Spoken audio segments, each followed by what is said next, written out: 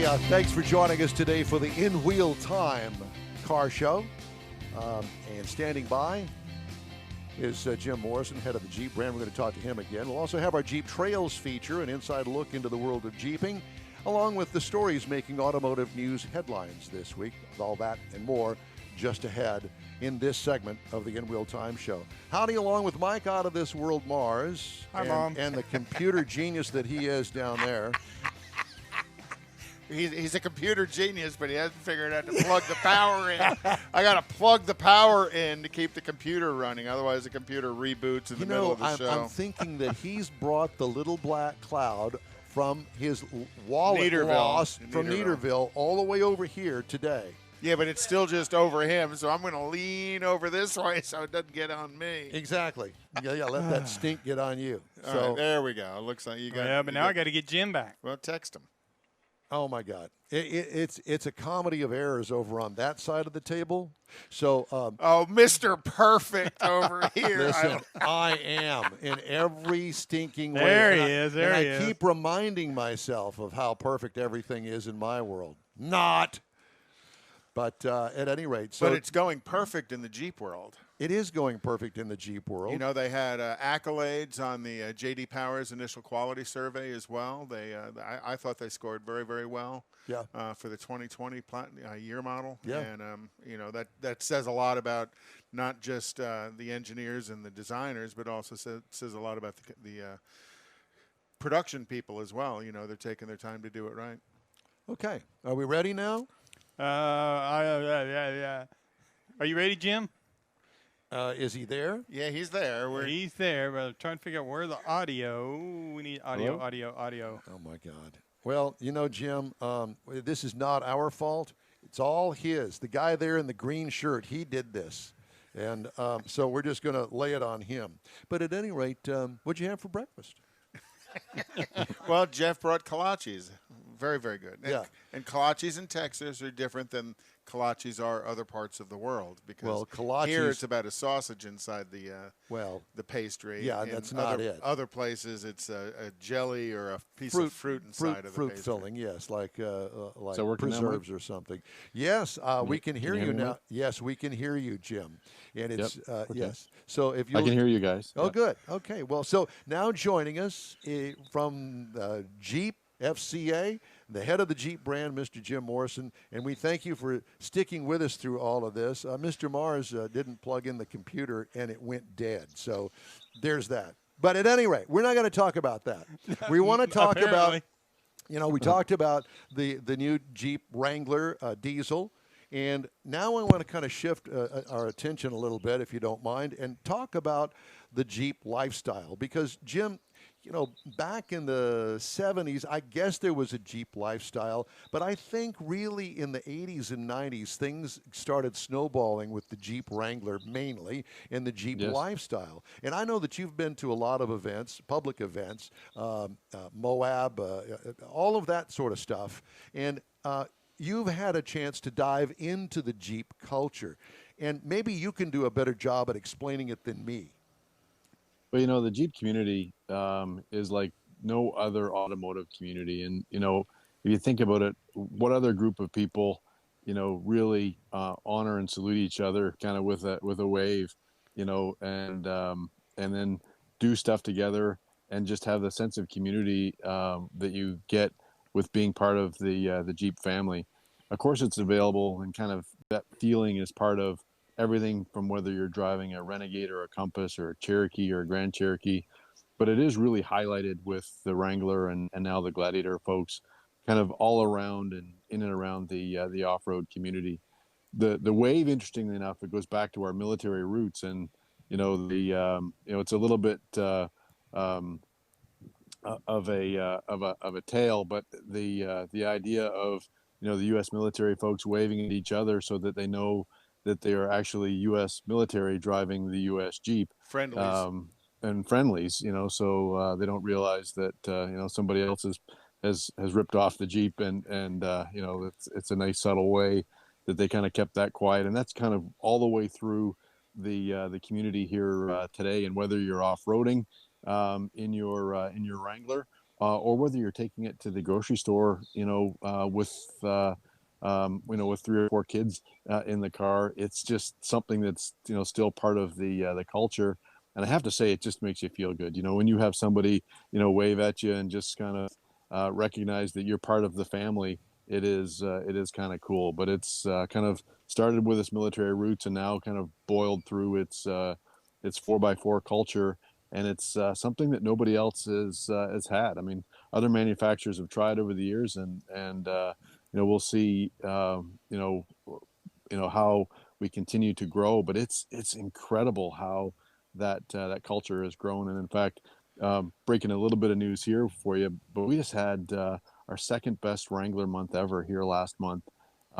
With sales, and it's just a real illustration of the number of people that are working to kind of get outdoors and be free, take the top off, take the doors off, and just enjoy being part of the extended family with Jeep. And that's really kind of fun. And Jeep, let me ask you, Jim, with the Jeep Wrangler in particular, how is manufacturing these days with the COVID outbreak?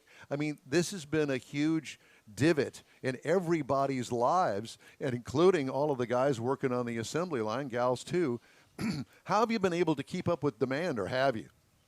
Well, it's the guys in manufacturing and girls in manufacturing. They're built right here in Toledo, an hour and a half away from the home of the brand here in Michigan. And I have to say thanks to them. They're going in. They're working today, to try to keep up with the demand we have for Wrangler and Gladiator. But the manufacturing folks have really done it in a responsible way, though. So there's spacing of the line. So we've given the individuals that are working on the line more space. They actually have orange and yellow dividers between the people, and of course they have masks and glasses, and sometimes the shields, depending on what works best for the employee. But we've got a lot of spacing and all of the social distancing practices in place. We actually can measure the temperatures of the individuals as they come into the plant to make sure everybody's staying safe, and it's working pretty good so far. So need to say thanks for them working hard, getting into the plants every day and keeping the Wranglers rolling out the door. And how about your suppliers, Jim? I mean, because let's face it, today's manufacturers are really assemblers for the most part, and you've got to depend on your suppliers to supply you with dashboards and wheels and interiors and that sort of stuff. And I know that has been a concern as well. How's all that going? I have to say thank you to our suppliers too, because they're working to keep up with our plants, and we're really actually over delivering from both the supply base and the manufacturing side. So far it's been very well orchestrated, with our supply base team, and very well orchestrated from our manufacturing team. So it's a very safe environment, and everything that we're dealing with here today. And it's working well. I can't even imagine what it would be like trying to adapt the manufacturing plant, just the plant itself, for distancing, and to go through all of this stuff. You have got to coordinate all of this with your suppliers. Not only they have to comply with whatever the state is that they're in, but then you have to bring all of that together in the actual assembly plant itself. I can't even imagine the nightmare that your management team must have had to go through to get everything in place to be able to continue manufacturing. And the investment it took to do that for the safety of your employees. You're absolutely right on all accounts. And one of the things that, it's kind of a very Jeep way of doing things too, if you think about it. I mean, we haven't slept. It's been 80-hour, 100-hour weeks, to make sure that everybody's working.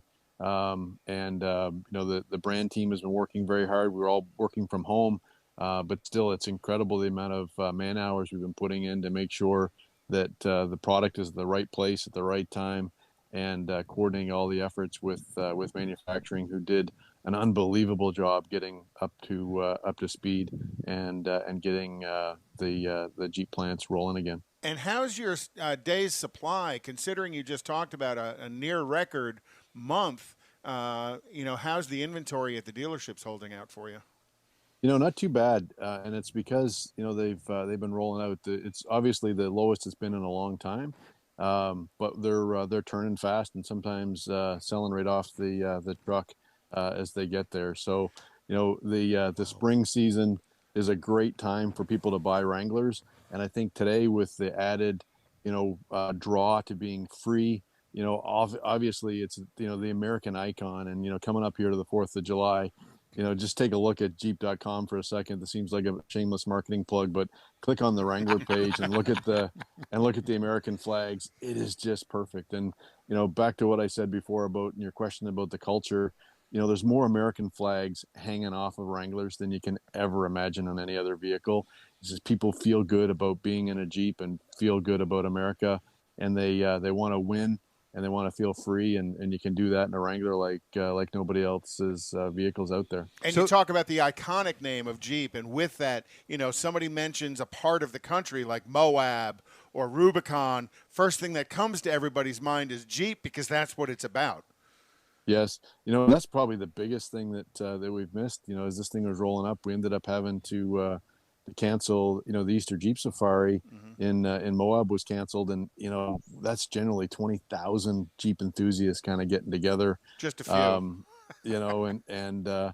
so we'll see how that goes. We're having a little bit of fun with the concepts. We're going to roll the Jeep concepts out, here over the next little while, and try to bring some of that back, into play. But all based on the Jeep community and culture. But anything you want to share with us on places? Anything you want to share with us on those concepts today on the show?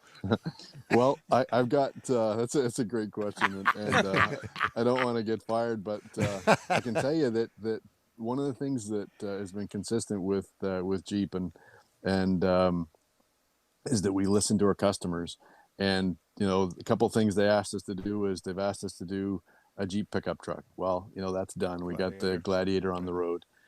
They asked us to put diesel in Wrangler. Well, you guys talked nicely about that. Thanks for your kind words about that. With what we've done, they asked us to bring Grand Wagoneer back into the marketplace, and that's going to be introduced here later this year.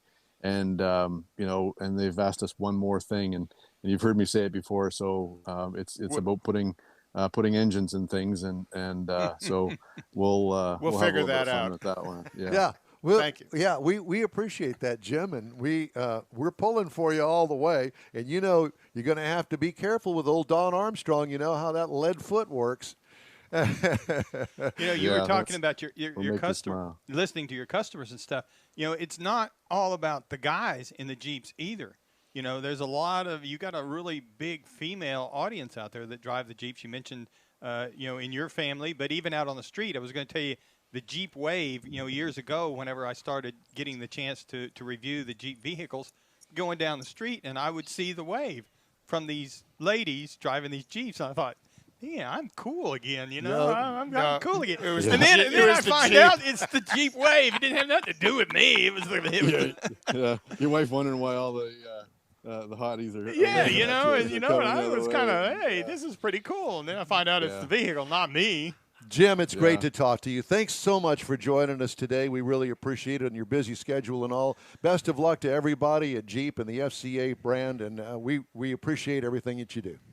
Hey, great talking to you, and take care and be safe and keep driving Jeeps. Thanks so much. We'll talk again, man. We'll talk again soon. Thanks. Jim Morrison, the head of the Jeep brand. Time now for Jeep Trails and Wheel Time's weekly look into the world of Jeeping, and Mr. Mars traditionally has that. So while we're talking about the Jeep lifestyle, I thought it would be a good time to remind everyone, if you go to Jeep.com, there's actually a tab on there that you can tab that says the Jeep lifestyle. And what it does, it brings you into the area where it's got a lot of ideas. You can work with Jeep. You can customize your Jeep vehicle. They've got the community setting so that you can interact with other Jeep people and find out what they've got going on. There's a lot of videos. We were talking about the Rubicon and places like that. There's some videos up there of things like that to go on. There's places to see about some of the things they've done and partnered with as far as sporting events and things go. But really where it gets into is you get into the section called Join Our Journeys. And this is where people have provided Jeep with their videos, their experiences, the things that they've gone and done in their Jeep with the Jeep community people as part of the Jeep lifestyle. And it's really a good entry level and maybe give you some ideas if you've already doing some of these things to go and do some of the other things and how to customize your Jeep. All the things that the Jeep lifestyle is about. This is a great place to get a good indoctrination to it if you're not familiar with it. All right. Thank you, sir. This week in automotive history and inside the mystery garage. Coming up next on the In Wheel Time Car Show. As soon as I press the right buttons. Yeah, you're perfect. In every way. When might you be buzzed? When you suddenly love everything. You guys, I love this song. I love these nachos. I love our kickball league. Ugh! I love this guy. What's your name? You know what I'd love? A ride when it's time to head out. If you see a buzzed warning sign, call for a ride when it's time to go home. Buzz driving is drunk driving. A message from NHTSA and the Ad Council. I love your car. Is this real leather? A social distancing tip. Putting distance between yourself and others is critical to slowing the spread of coronavirus. So here are ways to stay in contact without the physical contact part. Call, send a text, set up a video conference, post on social media, dedicate a song on the radio. If you have symptoms of fever, dry cough, and shortness of breath, call your healthcare provider before going to their office. For more info, visit coronavirus.gov. Let's all do our part, because we're all #AloneTogether. Brought to you by the Ad Council. It's your all things automotive weekly car talk show. In Wheel Time, a reminder that we are live on YouTube and Facebook each and every Saturday, 10 a.m. to noon Central, and we thank you for riding with us today. Going to do something a little bit different. We usually have the mystery garage and what's back there. Well, we've got something very special, I think, for you. We've been talking about Jeeps, but there are other brands out there. And so I thought today, because I don't know whether you know it or not, but on Thursday evening, the Ford Motor Company introduced the all-new, completely redesigned F-150, and we're going to show it to you. Every panel of the exterior has been redesigned. There it is, and including an updated headlamp design, new hood, wraparound bumpers, higher front fenders, a tucked-in midsection, and larger diameter tires, pulled out 3/4 of an inch. There are 11 grille options available across the series lineup, all differentiated in their own design. Upgrades include available LED headlamps, tail lamps, available full-length extended power running boards with kick switch that provide better truck-side cargo box accessibility. New active grille shutters, new automatically deploying active air dam, new cab and tailgate geometry all work together to reduce drag and improve fuel consumption. And then there's the interior that you see here, the interior completely redesigned. And I want you to look at the size of that screen in the center stack. Wow, it's big. And now, as opposed to the Tesla way of doing it, which is vertically, they've gone horizontal. Landscape. Yeah, landscape. There you go. Featuring enhanced materials on the interior, new color choices, more storage. Every surface has been redesigned, such as more soil-resistant two-tone seats for the XL or the new standard dual glove box. Now, the F-150 now introduces that all-new 12-inch center screen, standard on XLT high series and above. That allows customers to split the screen and control multiple functions simultaneously, including navigation, music, or the truck features.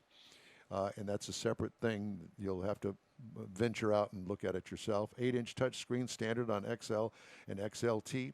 An available new 12-inch digital gauge cluster as well. Features large information on demand area along with truck-specific graphics and animations that respond to the all-new F-150 selectable drive modes and can display off-roading data and turn-by-turn navigation. Knowing many customers prefer a console shifter, Ford has created a stowable shifter for the F-150, which easily folds down into the console when you don't need it. And with the push of a button, it comes back up and to access the large work surface when in park. Okay. I can. How cool. Can you see? Yeah, it is very cool. Adding technology to the car. Yeah.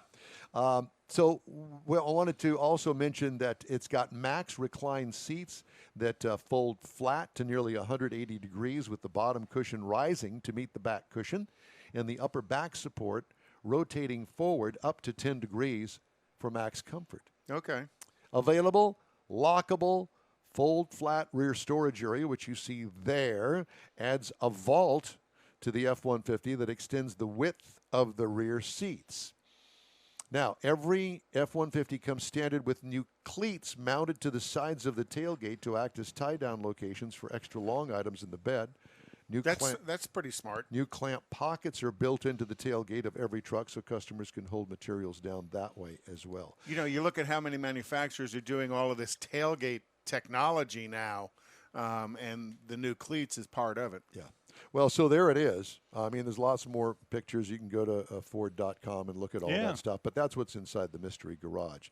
Hey, if you're a member of a car, truck, or Jeep club, we'd like to put your bunch in our car club spotlight. All you have to do is shoot us an email with the contact information to info@inwheeltime.com. Okay, this week in auto history, Conrad's got that. Well, in 1900, Oliver Lippincott became the first motorist to drive down into Yosemite National Park. And if you've ever been to Yosemite National Park, it's difficult to get down in there. What a beautiful place where Muir did all of the photographs and All stuff. I can think of is Yosemite Sam.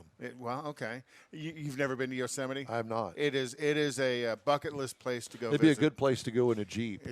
Absolutely. It's stunningly beautiful. And then in 1902 on this day, the German automaker registered the name Mercedes as a brand name. I didn't know that. In 1909, the Mercedes brand introduced the three-pointed star as their symbol. So Mercedes was there for 7 years before the Mercedes three-pointed star was part of it. After 2 years of stock acquisition, Walter Chrysler incorporated the Chrysler Corporation in Delaware, Michigan. You know why so many corporations are incorporated in Delaware? For tax reasons. Right. Huge tax reasons. So Ferdinand Porsche in 1934 contracted the first of 3 prototypes of the people's car, the Volkswagen Beetle. So it actually dates all the way back to 34 with the prototypes. In 1956, the last Packard, the classic American luxury car with the slogan, "Ask the man who owns one," rolled off the assembly line in Detroit, Michigan in 1956. In 1985, after 59 years, the iconic Route 66 entered the realm of history. Route 66. I'm a Yankee. It's Route 66. Route. Oh, my God. But the American Association of State Highway and Transportation Officials decertified Route 66 as a national highway, and they removed all the signs from it. But I think before the highway department removed them, everybody else did as well. Exactly. And you know, I think that route, if you will, route is probably more well-known today than it was back then. Yeah, and it stretched from Chicago through a whole bunch, I think it was 8 or 9 states. All the way down to Texas. The way to, it went through Texas Panhandle up at Amarillo. Yeah. All the way to Santa Monica, California. And part of that, as it goes into Santa Monica, was I-10 as it goes right out to the Santa Monica Pier. But I was in Oklahoma at the time, and quite a few of my friends had collected some of the Route 66 signs that were out there on the highway. Thank you, sir. We're going to take a look at some of the stories making automotive news headlines coming up next. And I've apparently done it again. You're consistent, if nothing else. Well, there is that. Let's try this again.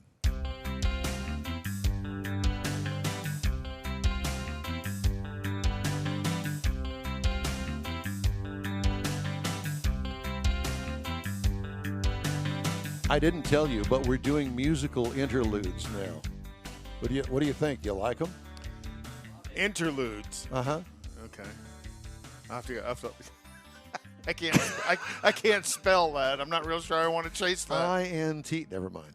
All right, so let's do some news headlines before I screw it up even more. Mars brought all this with him today after he lost his wallet yesterday, and it continues to go downhill. But hey, it's part of a live broadcast presentation. How's that? All right, some of the stories making auto news headlines. Toyota recalling 267,000 vehicles here in the U.S. because of a faulty hybrid system that may not enter a fail-safe driving mode. Eeks. The recall involves the 2013 to 15 Prius vehicles and the 2014 to 17 Prius V vehicles. According to a Wednesday press release from Toyota, if a vehicle does not enter fail-safe driving mode, it could lose power and stall, which could increase the risk of a crash at high speeds. Ouch. That would not be good. Toyota said it will notify owners by late August. You know, we're not even into July yet, and they're going to wait for 2 months to tell me that I've got a potential problem with my car? Well, yeah. Going back to my days when I was with General Motors, they would release a recall for whatever reason it was, and sometimes they would release the recall 2 or 3 months before the parts were available, because a lot of times the part has to be redesigned, manufactured, and people would come to get these parts put into the dealerships, and there was nothing they can do. But sir, the problem is that this is a problem that could kill you. And, I think that I would really like to know whether or not I should drive my Prius to work or not. I don't want to die on the way to work because of some fail-safe mode that it doesn't fail safe. And I would imagine in the notification they're going to give customers information about how to override that if that fail-safe system doesn't work. But, the alternative is to bring it into the dealership and park it and have them give you a rent car. And that's happened on some recalls in the past as well. Well, I think that's what I would do. I would insist that we have the recall today. Give me something to replace the car with, because I don't want to be driving the darn thing like that. I mean, I'm sorry. That's just me. Is it just me? Am I the one that's jacked up on that deal? No, there's probably a lot of other folks that completely agree with you. A lot of other areas you're jacked up, but not on that one. U.S. National Highway Traffic Safety Administration said on Wednesday it has opened 2 investigations into reports of headlight failures. That could be a problem. Only at night. On 392,000 Kia Sorento crossovers and steering issues in 781,000 General Motors vehicles. So it's the 2011 to 2013 Kia Sorento. And then it's also Chevy Equinoxes and GMC Terrains from 2010 to 2012.